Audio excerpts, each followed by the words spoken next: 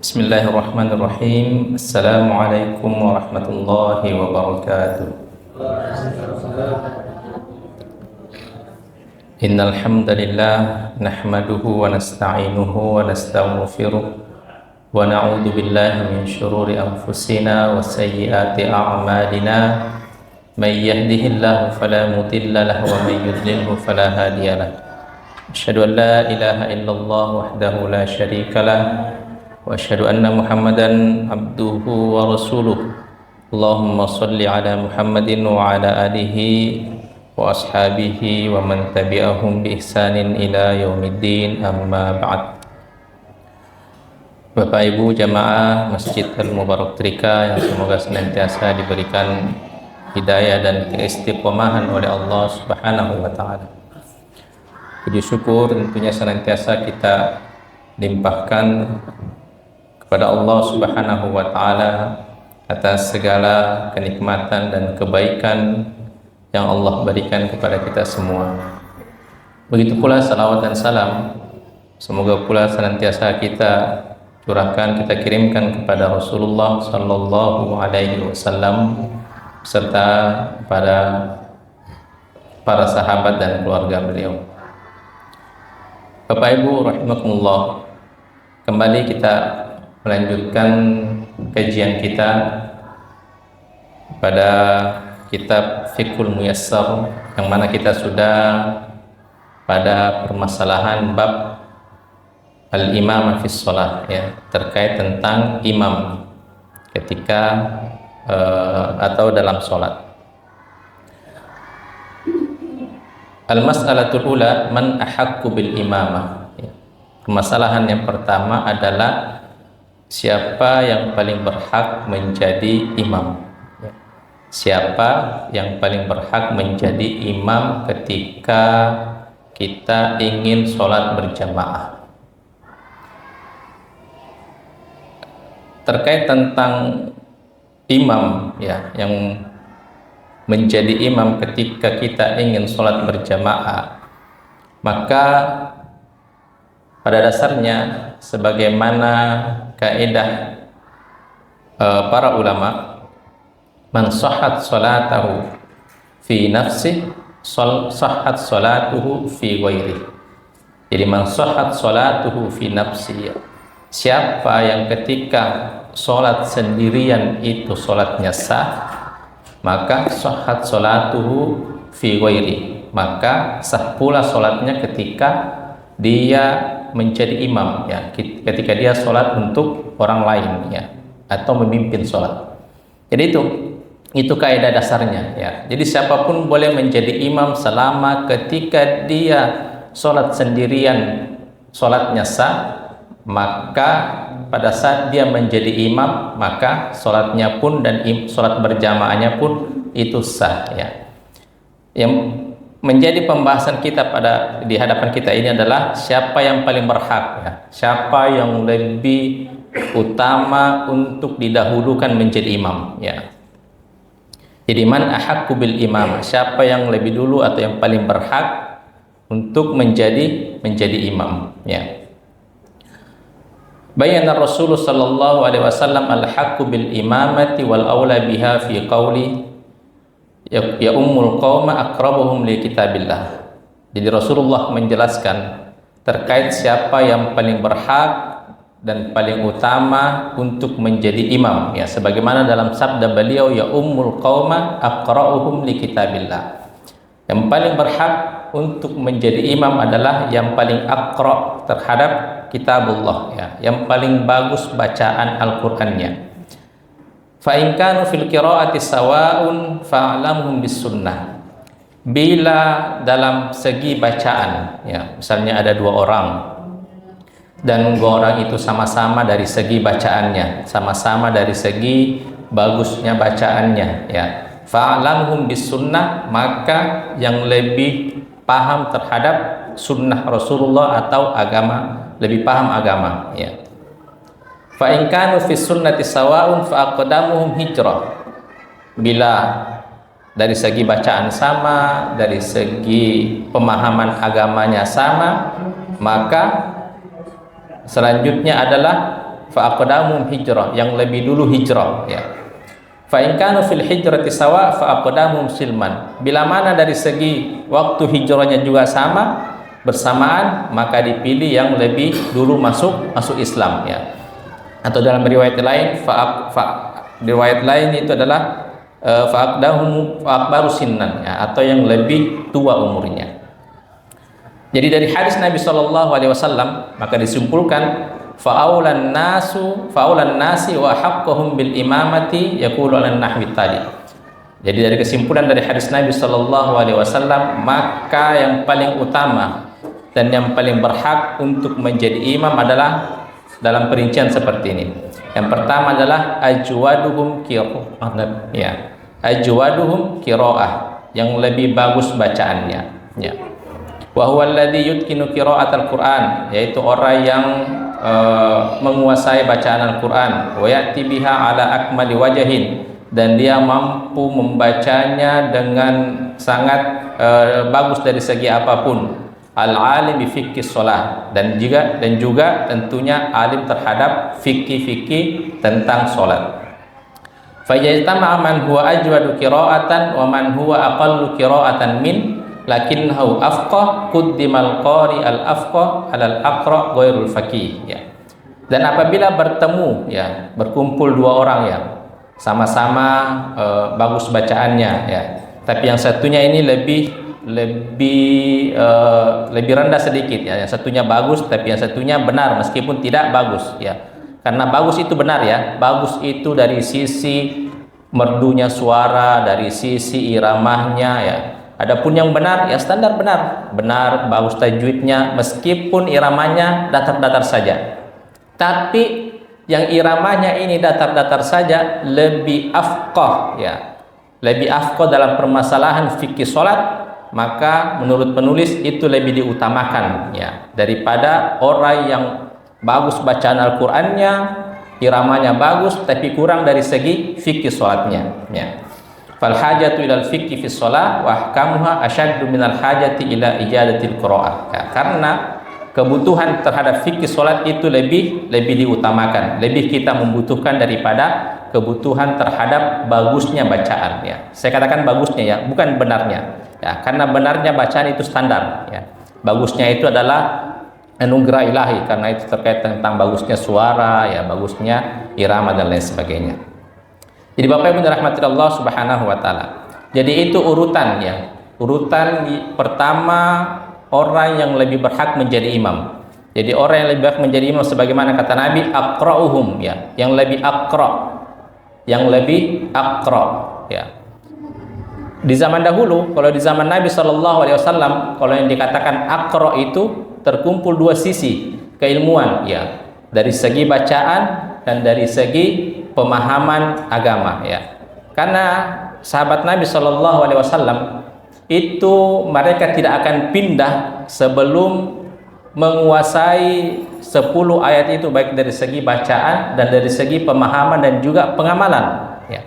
Sebagaimana kata Ibnu Abbas, la natajawazu an asyri ayatin, kita itu tidak melewati 10 ayat sampai betul-betul memahami, betul-betul menguasai bacaannya, memahami maknanya dan mengamalkannya ya.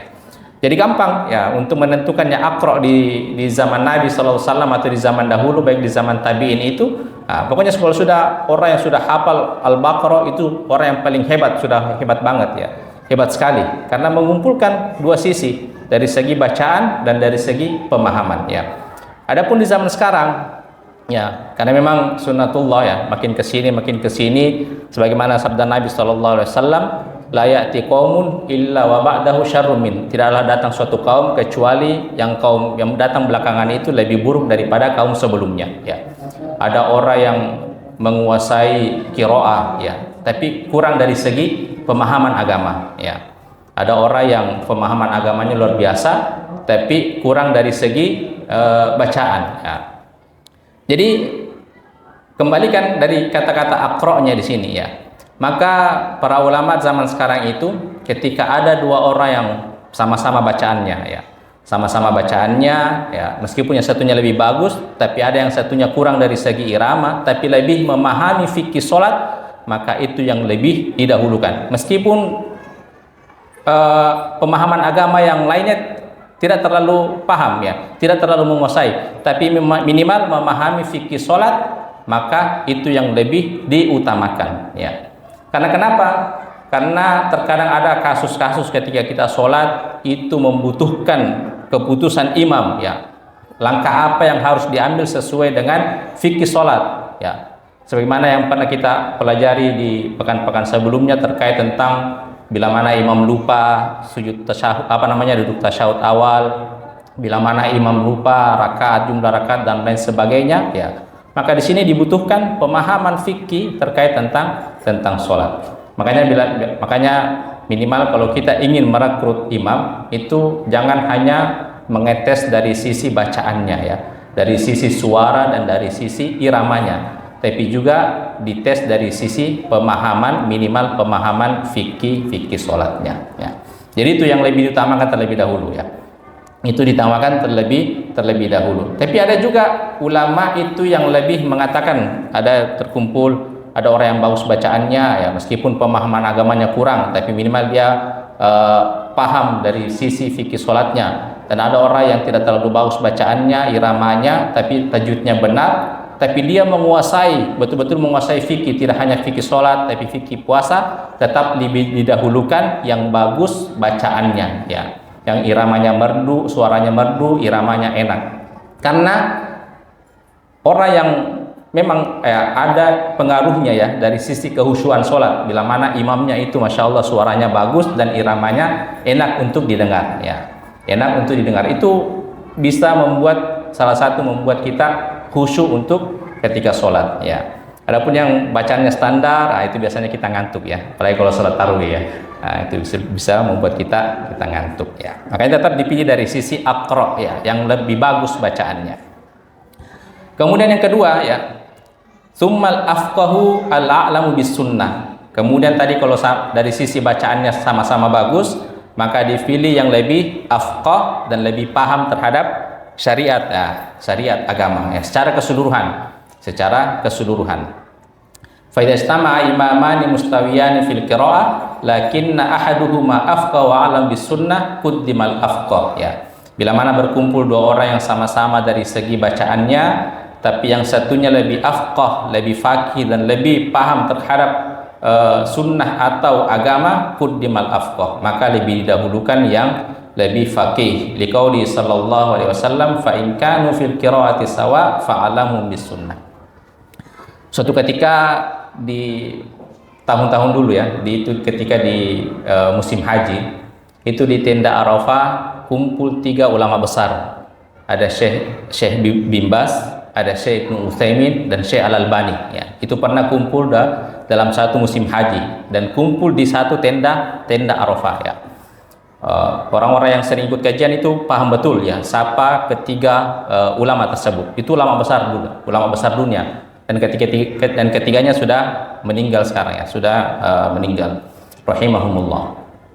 Ketika itu kumpul ya, jadi karena qadarullah ya, mereka berkumpul, maka dibuatlah sesi tanya jawab, dan dipimpin oleh Syekh Bin Baz rahimahullah. Beliau mengatakan yang ingin bertanya terkait tentang fikih maka dijawab oleh Syekh Utsaimin, ingin bertanya tentang hadis maka dijawab oleh Syekh Al-Albani, adapun selain keduanya akan dijawab oleh Syekh Bin Baz ya. Selesai acara tanya jawab, masuk waktu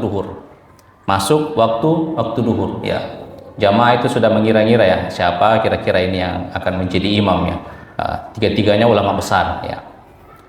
Maka Syekh Bin Baz mengatakan ya, Syekh Al-Albani, anta yang imam ya, antum yang imam. Maka Syekh Al-Albani keder ya, beliau mengatakan kok saya ya. Syekh Bin Baz, anta imamud dunya, anta ini sekarang adalah imamnya dunia. Karena memang Syekh Bin Baz itu, beliau pada saat itu rektor ya Jamiah Islamiyah ya, rektor Universitas Islam Madinah, dan juga sebagai mufti di Arab Saudi ya. Syekh Al-Albani mengatakan anta imamud dunya ya, engkau adalah imamnya dunia.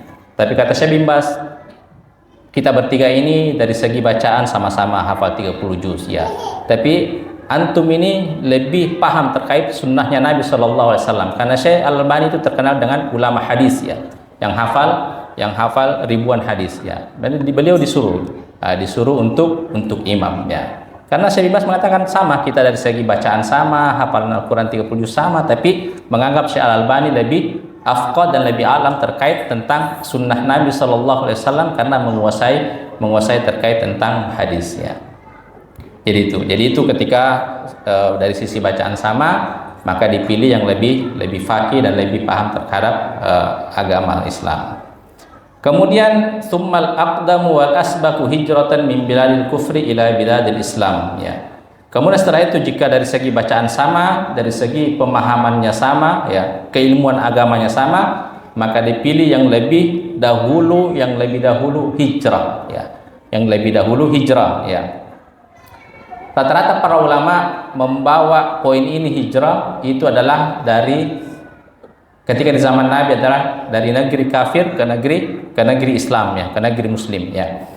Pengertian hijrah itu sebenarnya adalah seseorang yang berpindah dari tempatnya ketika di tempatnya dahulu itu dia tidak mampu untuk menegakkan agamanya, untuk mengamalkan agamanya, mungkin karena peraturan dari pemerintah atau sering diganggu, maka dia berpindah ke suatu tempat yang mana di tempat itu dia mampu untuk melaksanakan atau mengamalkan agamanya secara tenang, maka itu dinamakan dengan hijrah ya. Itu dinamakan dengan hijrah, sebagaimana Nabi SAW itu hijrah dari Mekah karena di Mekah sering mendapatkan gangguan dari kaum kafir Quraisy, makanya hijrah ke Madinah dan sampai di Madinah bisa berdakwah, mengamalkan agama Islam secara tenang ya. Apakah poin ini berlaku sampai sekarang ya? Bisa jadi ya, sebagaimana saya katakan tadi, bila mana ada orang di sebuah kampung dia tidak mampu untuk mengamalkan atau takut untuk menampakkan keislamannya, tidak mampu untuk mengamalkan agamanya karena mungkin dari sisi minoritas, maka dia pindah ke daerah yang lain, maka itu disebut hijrah ya. Adapun misalnya kalau kita sekarang ini ya, saya bisa imam di Masjid Al-Mubarak Trika ya, karena saya yang pertama datang di BTN ini ya, perumahan ini ya, itu bukan hijrah namanya ya, itu namanya pindah tugas misalkan ya. Pindah tugas ya. Nah, jadi dari sisi poin ini jarang dipakai di zaman sekarang. Sebagaimana juga yang poin keempat, tsummal aqdamu islaman, yang lebih dulu masuk Islam. Jadi kalau dari segi bacaan sama, dari segi pemahaman sama, maka dipilih yang lebih dulu hijrah ya tadi itu. Tapi jarang sekarang. Juga yang dipilih lebih dulu adalah yang masuk Islam ya. Karena kan kita sama-sama masuk Islam. Kita Islamnya dari lahir ya. Kita Islamnya dari lahir ya. Makanya yang tersisa sekarang adalah tadi dari segi bacaan, kemudian dari segi pemahaman, kemudian adalah tsummal akbaru sinnan. Kalau dari segi bacaan sama, dari segi pemahaman sama, maka dipilih yang lebih tua umurnya ya. Dipilih yang lebih tua umurnya. Idza stawaya fil umuril madiyah kulluha quddimal akbaru sinnan ya. Jika semua dari segi yang tadi kita sebutkan itu sama ya, semuanya sama, kemampuannya sama, maka dipilih yang lebih tua umurnya ya. Misalnya tahunnya sama, dipilih yang lebih dulu bulannya. Dari segi bulannya sama, dipilih yang lebih dulu pekannya, tanggalnya ya. Dari segi tanggalnya sama, dipilih yang lebih dulu jamnya. Ya, tapi tidak sampai segitu ya. Tapi kadang kita pakai sistem tabe ya, tabe. Kita mau. Ya, seperti itu. Padahal biasanya itu, makanya kata kalau penulis di sini, kalau dari segi bacaannya sama, dari segi pemahaman agamanya sama, dari segi umurnya sama, maka itu fil qur'ah kuddimah ya, maka itu diundi ya, ya. Kalau misalnya kita kebiasaan kita tabe itu sebenarnya itu bagus ya, itu bagus, tapi dari segi ibadah itu tercelah ya. Kan biasa kita sering mempersilahkan orang ya, apalagi misalnya di kosong saf pertama ya, kita mau ya. Itu sebenarnya adat yang bagus, tapi kalau dari segi agama, dari segi ibadah itu makruh ya. Sebagaimana kaidah mengatakan al-itharu fil ibadah fil qurbah makruhun ya. Mendahulukan orang dalam hal ibadah itu tercela ya. Itu tercela ya, seperti contoh saya katakan tadi, saf pertama kosong ya, kita jangan mempersilahkan orang, tapi kita yang mengisinya ya. Kalau memang kita lebih dulu, kita yang mengisinya. Nah, jangan kita sama-sama di saf kedua, kemudian saf pertama kosong, tapi kita kasih perdahulukan orang ya. Kita persilahkan orang. Itu dari segi ibadah tercela. Ya, karena kata Allah Subhanahu wa taala, fastabiqul khairat, berlomba-lombalah dalam kebaikan. Ya, berlomba-lombalah dalam kebaikan. Kita disuruh berlomba-lomba dalam kebaikan. Ya, dalam hal mendapatkan pahala.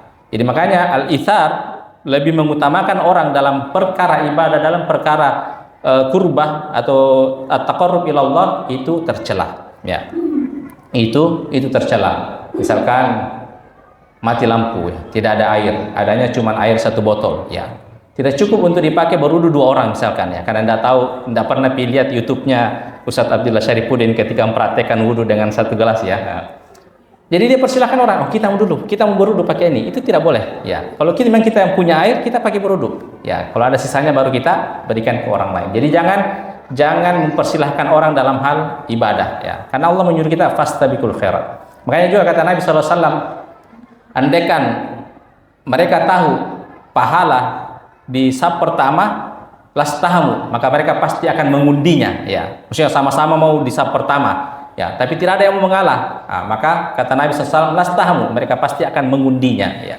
Bukan mempersilahkan ya, bukan mempatabe dan lain sebagainya. Adapun fi ghairil qurbah, maka itu dibolehkan, bahkan itu terpuji ya. Mendahulukan orang dalam hal selain daripada ibadah, justru itu terpuji ya. Misalnya kita lagi masra di belakang ya, oh kita mau dulu ambil aja, itu terpuji ya. Tapi selain daripada itu atau dalam hal perkara ibadah, maka itu tercela ya. Itu jadi dari sisi yang pertama kita dahulukan, misalkan ya, kita satu mobil mampir di sebuah masjid ya, maka yang lebih dahulukan imam tadi adalah yang pertama dari sisi bacaan, kemudian dari sisi pemahaman agamanya, minimal fikih sholatnya, kemudian dari sisi yang lebih tua umurnya ya. Karena ada keutamaan sendiri bersama orang-orang yang tua ya.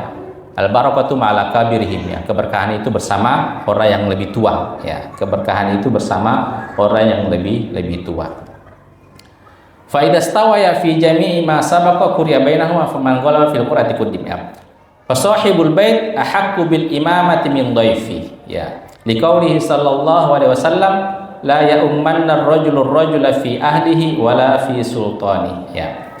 Adapun tuan rumah, sahibul bait, maka itu lebih berhak menjadi imam daripada tamunya ya.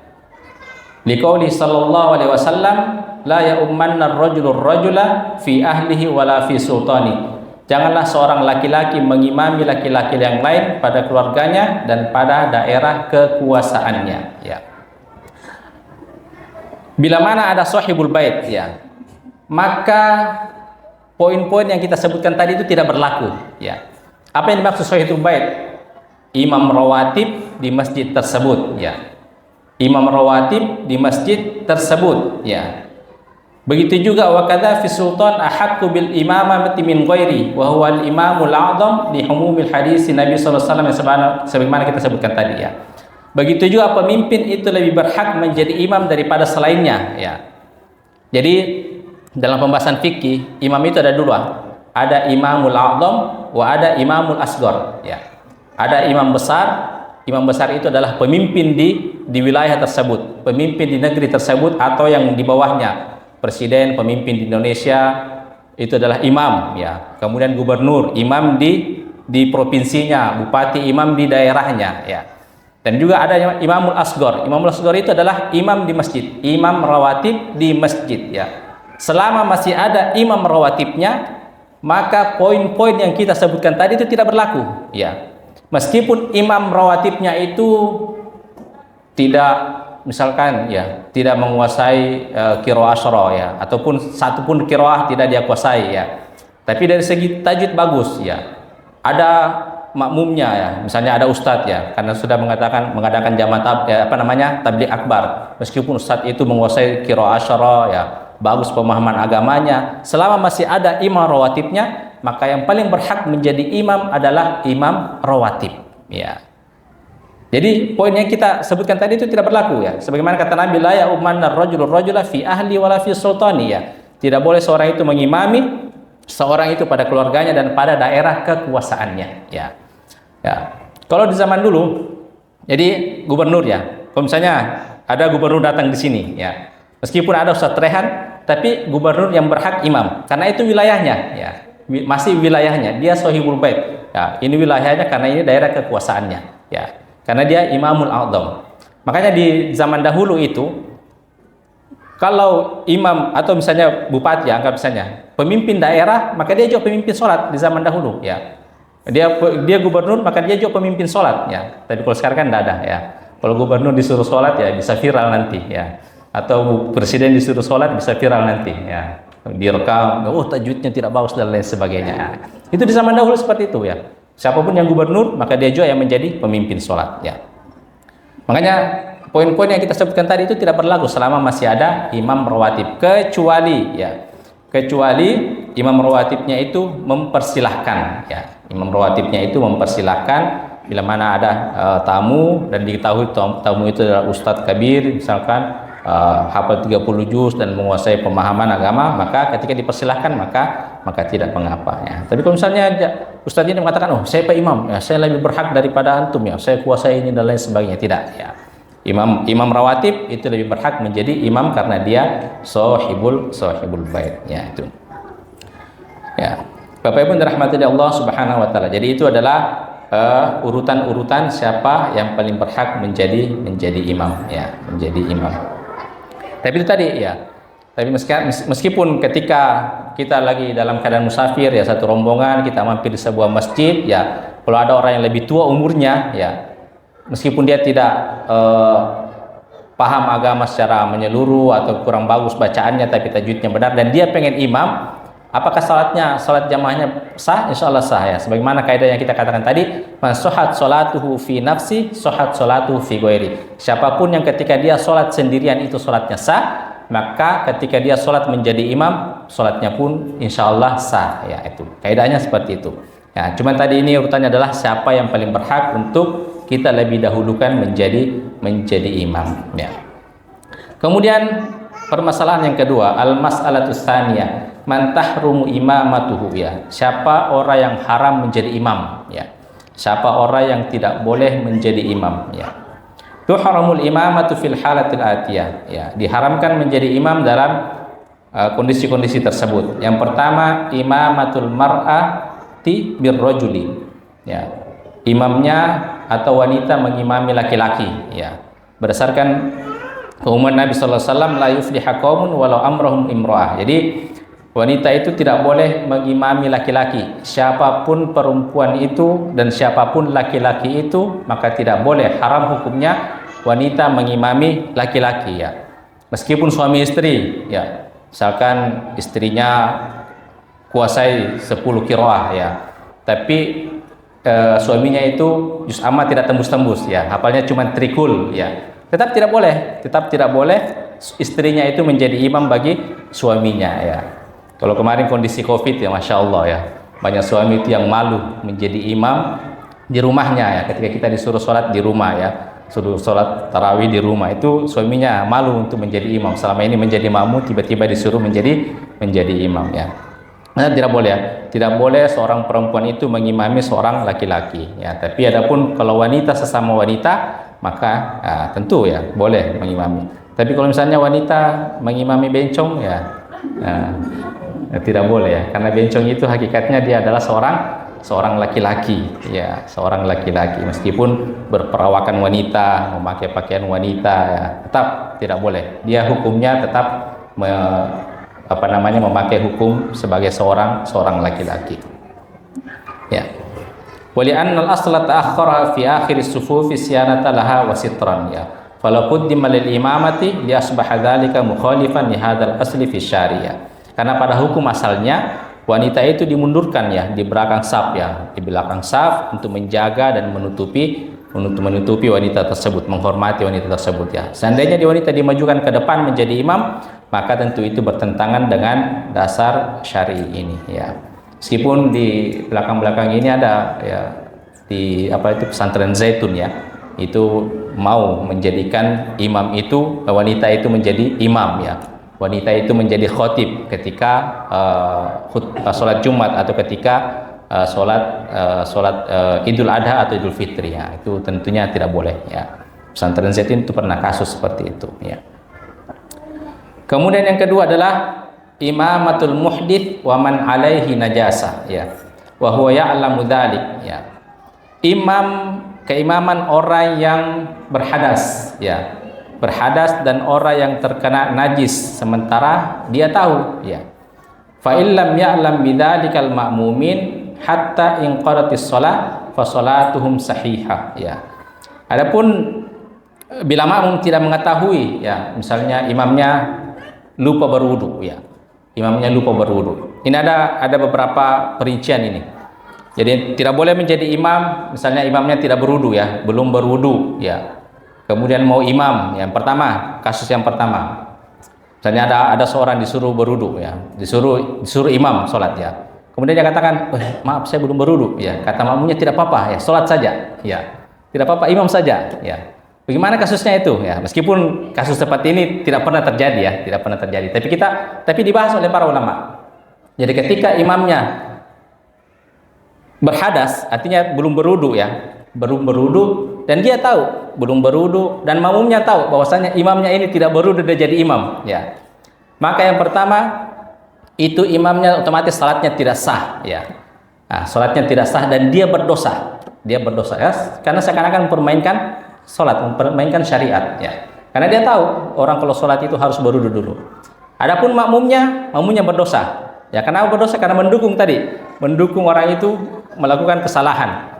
Tapi makmumnya sholatnya sah, tapi sholatnya dihitung sebagai sholat sendiri-sendiri, bukan sholat berjamaah, ya. Jadi makmumnya berdosa juga karena dia tahu imamnya belum berwudu tapi tetap disuruh imam, ya.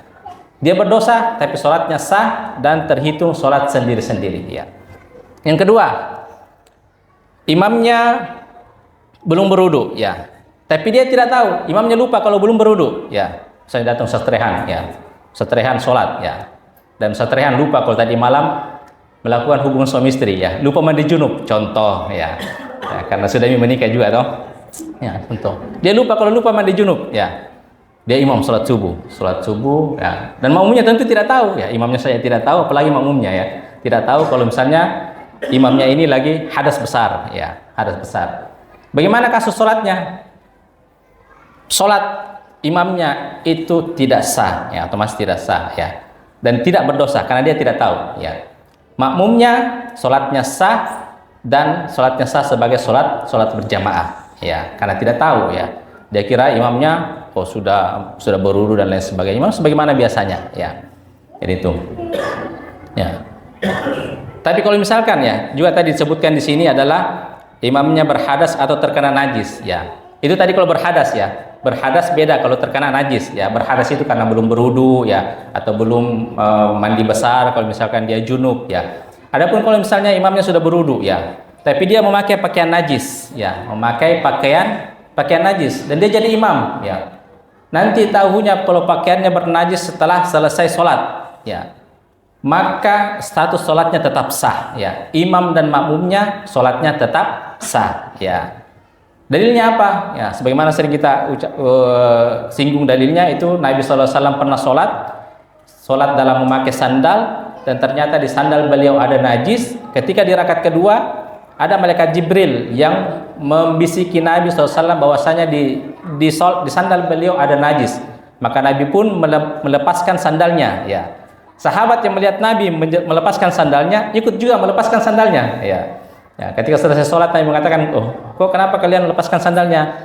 Kata sahabat, ya, karena Nabi melepaskan sandal, jadi kami ikut-ikutan melepaskan sandal, ya. Kata Nabi tadi ketika di rakaat kedua atau entah di pertengahan sholat lah, malaikat Jibril itu membisikkan kalau di sandal saya ada najis, dan Nabi tidak mengulangi sholatnya, ya.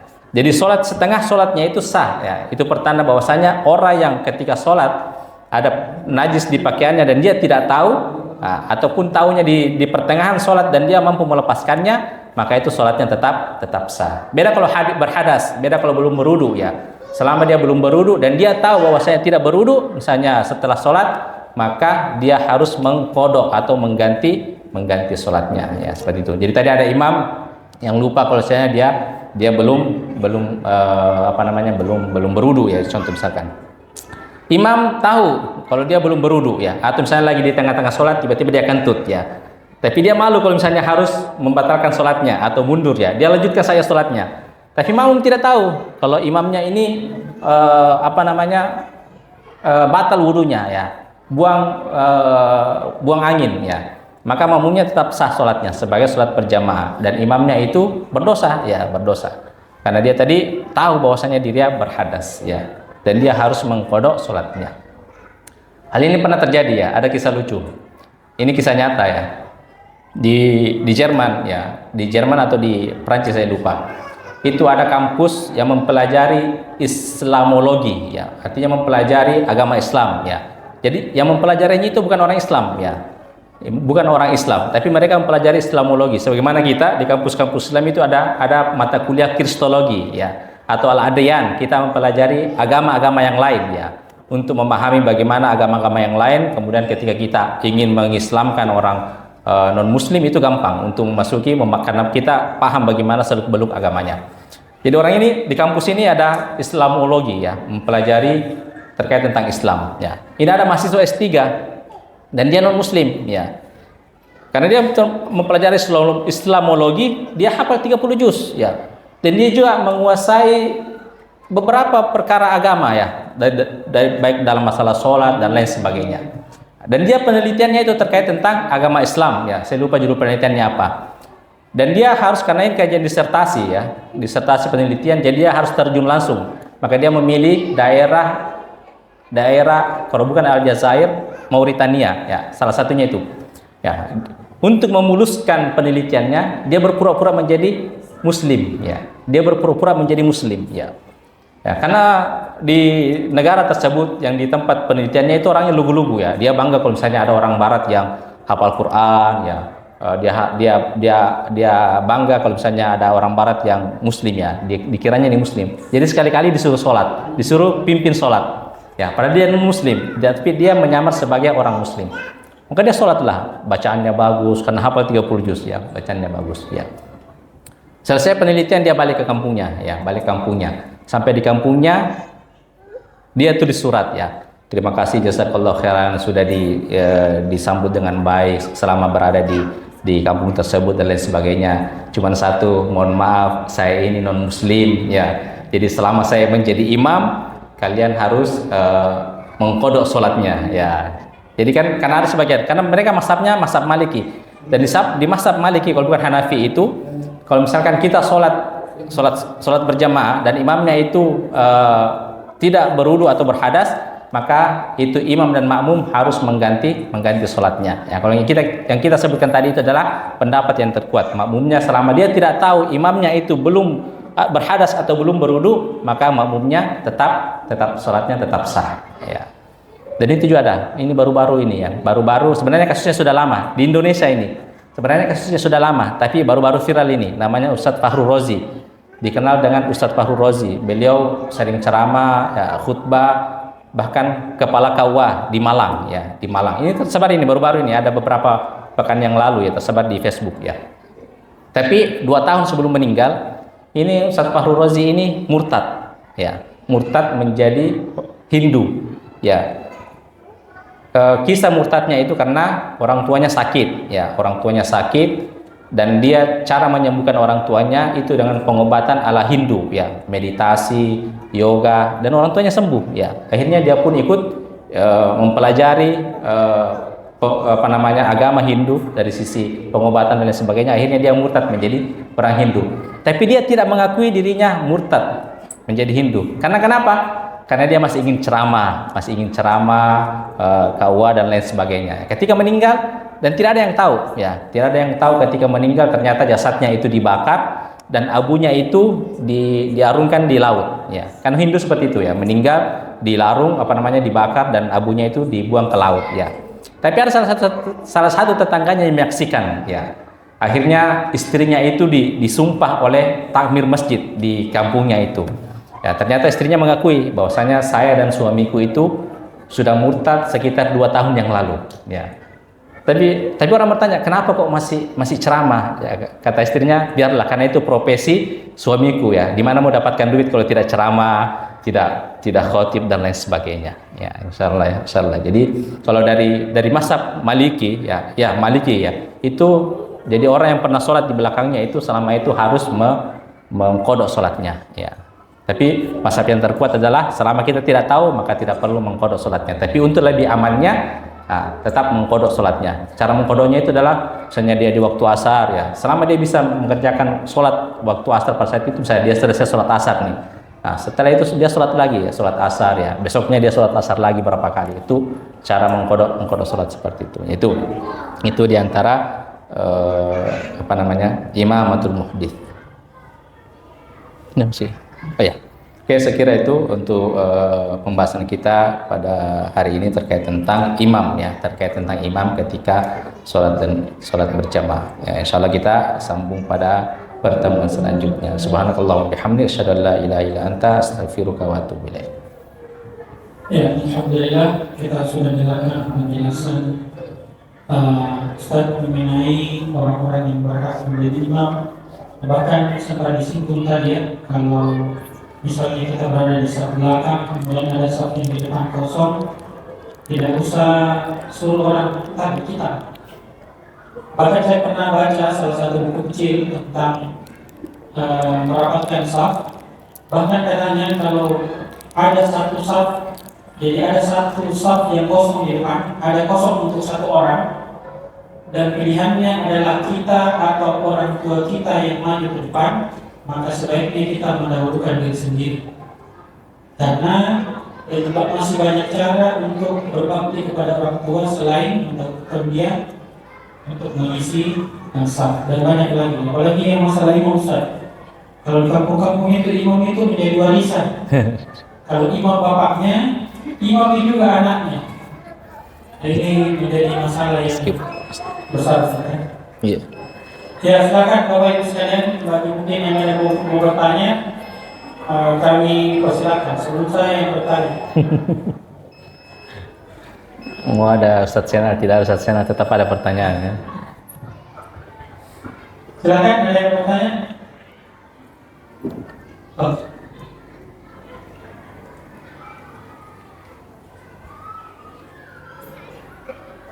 Insyaallah ya, nama baru kelihatan Pak Syarifudin. Assalamualaikum warahmatullahi wabarakatuh. Waalaikumsalam warahmatullahi wabarakatuh. Alhamdulillah kita sudah mendapat ilmu yang luar biasa, gratis ya. Dapat makan lagi. Ya. Dapat makan lagi insyaallah. Ustaz tadi juga menjelaskan yang berhak untuk menjadi imam. Menjelaskan bahwa yang baik bacaannya, kemudian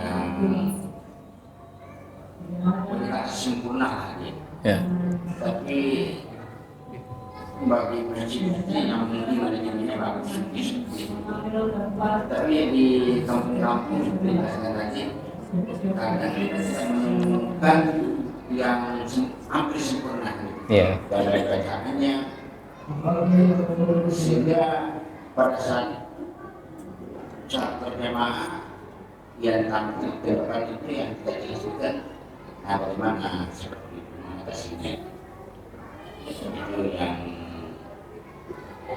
penjelasannya sederhana, karena sering kali kita mengucapkan saya menunggu dia ada siapa, sering dorong-dorongan gitu. Dan ini fenomena ini sering terjadi.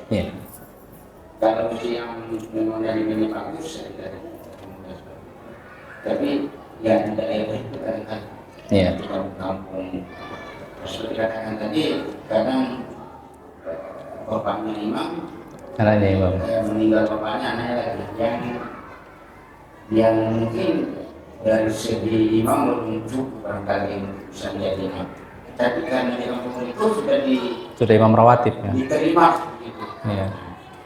Bagaimana kasih. Ya. Assalamualaikum warahmatullahi wabarakatuh.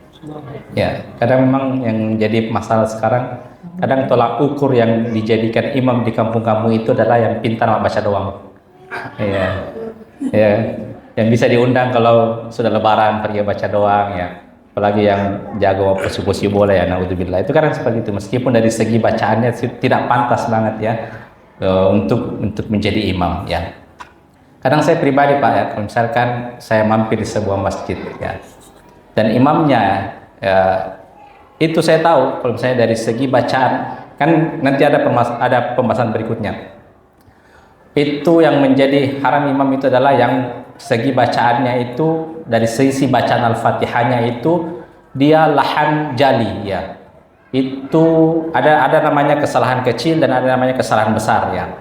Kesalahan besar itu ketika dia membaca Al-Fatihah, itu penyebutan hurufnya bisa sampai merubah makna daripada ayat daripada Al-Fatihah itu, maka itu sholatnya sudah tidak sah ya. Karena itulah hanjali ya. Contoh misalnya alhamdulillahirabbil alamin, dia baca alhamdulillahirabbil alamin ya.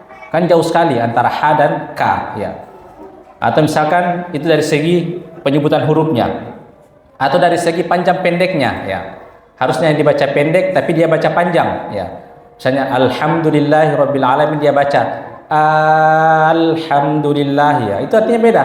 Kalau alhamdulillah segala puji bagi Allah, tapi kalau dia panjangkan alifnya alhamdulillah, maka artinya apakah segala puji hanya bagi Allah? Nah, jauh sekali ya. Maka dari itu tidak sah sholatnya ya. Saya biasa pribadi kalau makmum seperti itu, saya makmum. Saya tidak boleh jadi imam ya, karena ada imam rawatibnya. Nah, sedangkan imam rawatibnya itu kesalahannya fatal dari sisi Al-Fatihah dan itu tidak sah sholatnya, saya itu berniat memisahkan diri dari jamaah. Ya, meskipun saya tentu menyamakan gerakannya, ya, tapi saya memisahkan diri dari jamaah, ya, karena saya pribadi, maksudnya saya tahu ukuran saya, bukan istilahnya saya membanggakan diri daripada yang imam, tapi saya tahu ukuran saya, ya, seperti itu ya. Atau misalkan di masjid yang mana itu masjid umum, tidak ada imam rawatibnya, seperti misalnya di bandara ya, musola di bandara, masuk waktu sholat, ya. Kalau kita tahu diri kita bagus bacaan Al-Fatihah, maka kita yang pertama menjadi imam ya. Kita jangan mempersilahkan orang lain. Karena kita tidak tahu, bisa jadi yang kita persilahkan itu bacaannya Masya Allah ya, luar biasa rusaknya. Nah, jadi sholat kita pun juga rusak dan kita punya peran ya, jamaah yang lain gara-gara kita tidak maju, tidak pede untuk maju sebagai imam. Ya, kalau kita tahu, apalagi misalnya kita hafal Quran, kita ustadz misalkan di kampung kita ya, maka tanpa harus disuruh, maka kita yang lebih utama atau lebih cepat maju untuk menjadi imam ya. Jangan persilakan, misalnya ada orang tua, silakan kita tidak tahu bagaimana segi bacaan orang tua tersebut atau dari segi fikih orang tua tersebut ya. Seperti itu kira-kira solusinya. Ya, misalnya kita tadi seperti itu ya, kita datang suatu kampung dan ternyata imam rawatibnya jauh dari kata pantas untuk menjadi imam, maka kita pisahkan diri dari berjamaah ya, karena itu uzur ya. Kita sholat sendiri saja, daripada sholat kita ikut-ikutan tidak sah, harus bermakmum di imam yang tidak pantas baca. Nanti ada di poin selanjutnya harusnya ya, tapi karena waktu sudah masuk itu Pak. Wallahu taala alam. Ya. Memang solusinya harusnya pengurus masjid membuka diri. Iya. Harusnya pengurus masjid membuka diri. Sebenarnya tidak susah mencari orang-orang yang bagus bacaannya di kampung, Pak. Cuma yang lebih susah adalah mencari pengurus masjid yang mau membuka diri dan memberi kesempatan orang yang lebih muda dan yang lebih baik bacaannya. Itu kan yang agak susah di kampung, Pak. Ustaz, mungkin sebelum itu Ustaz,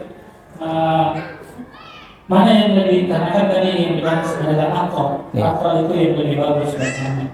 Mana yang lebih berhak menjadi imam Ustaz ketika ada orang yang hafal 30 juz, tapi ternyata ketika membaca masih terjatuh pada kesalahan yang lahul khafi, kesalahan yang kecil.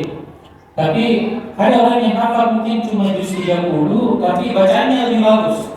Dari segi tajwid, dia tidak terjatuh dalam kesalahan baik itu jari maupun kopi. Iya. Nah itu kira-kira mana yang lebih pantas untuk menjadi imam?